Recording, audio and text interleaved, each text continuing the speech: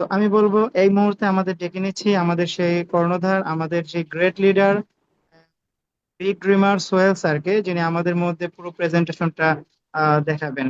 G sir, please আমাদের মধ্যে পুরো প্রেজেন্টেশনটা শেয়ার করুন। জি, আসসালামু আলাইকুম। ধন্যবাদ আরিফ ভাইকে। সুন্দর করে প্রেজেন্টেশন করছিলেন। আমার ভয়েস শোনা যাচ্ছে কিনা বা আমার স্ক্রিন দেখা যাচ্ছে কিনা? জি স্যার, সম্পূর্ণ ক্লিয়ার এবং আপনার ভয়েসও শোনা যাচ্ছে। জি, থ্যাংক ইউ, থ্যাংক ইউ। এই মুহূর্তে আমাদের সাথে যারা যুক্ত হয়েছেন আমি সবাইকে ওয়েলকাম জানাচ্ছি, স্বাগতম জানাচ্ছি। আজকের দিনে সারা পৃথিবীতে যত ধরনের ফুল ফুটেছে আমি সকল ফুলের শুভেচ্ছা আপনাদেরকে দিচ্ছি।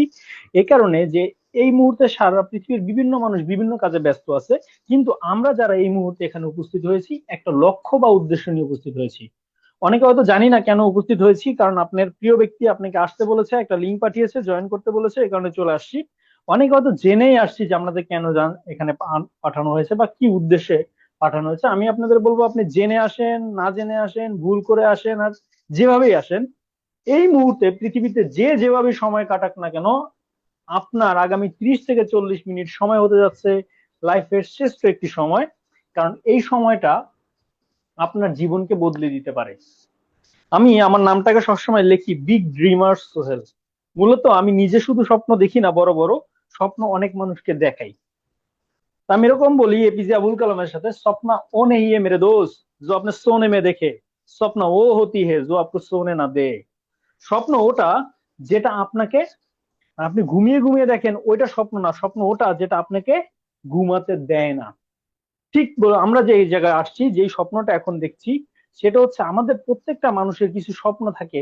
নিজের একটা স্বাবলম্বী হব, কোন একটা রেস্টুরেন্টে যাব, আমি নিজের মেনু বারে আমরা দেখবো না। কারণ বাংলাদেশের প্রেক্ষাপটে বা যেখানেই বলেন, আমরা যারা চাকরি করছি, ব্যবসা করছি, আমরা রেস্টুরেন্টে গেলে যখন কোনো মেনু বার দেখি তখন কিন্তু আমরা মেনুর আইটেম না দেখে দামটা দেখি। তো আমাদের একটা ড্রিম হচ্ছে এই ছোটখাটো বিষয়গুলো এবং দিন চলতে, অর্থাৎ একটা মানুষের স্বাভাবিকভাবে বাঁচতে যে পরিমাণ অর্থনৈতিক টাকা দরকার, যে অর্থনৈতিক এই দুর্দশা বলা হয় যে এই মুহূর্তে বাংলাদেশের প্রেক্ষাপটে কিন্তু অর্থনৈতিক একটা ক্রাইসিস আমাদের মধ্যে যাচ্ছে, সেই অর্থনৈতিক ক্রাইসিসটা যাতে আমরা মুক্ত করতে পারি। অর্থাৎ আমাদের একটা ড্রিম যে বাংলাদেশের কোনো মানুষ তার জীবন চালার জন্য যতটুকু টাকা দরকার, সেই টাকার জন্য অন্তত কারো কাছে ধারস্থ হতে হবে না, কোনো একটা প্রতিষ্ঠানের কাছে, কোনো একটা ব্যক্তির কাছে, অন্তত সে নিজের স্বাবলম্বী হবে, এই স্বপ্নটা আমরা দেখছি এবং এই স্বপ্নটা বাস্তবায়ন করার জন্য কাজ করছি। এবং আলহামদুলিল্লাহ গত 6 বছর ধরে আমাদের এই ক্রস মার্কেট অসংখ্য মানুষের জীবন পরিবর্তন করে দিয়েছে, 90 লক্ষ মানুষের ভাগ্য পরিবর্তন করে দিয়েছে। আমরা গত 16 মাস 17 মাস ধরে বাংলাদেশে কাজ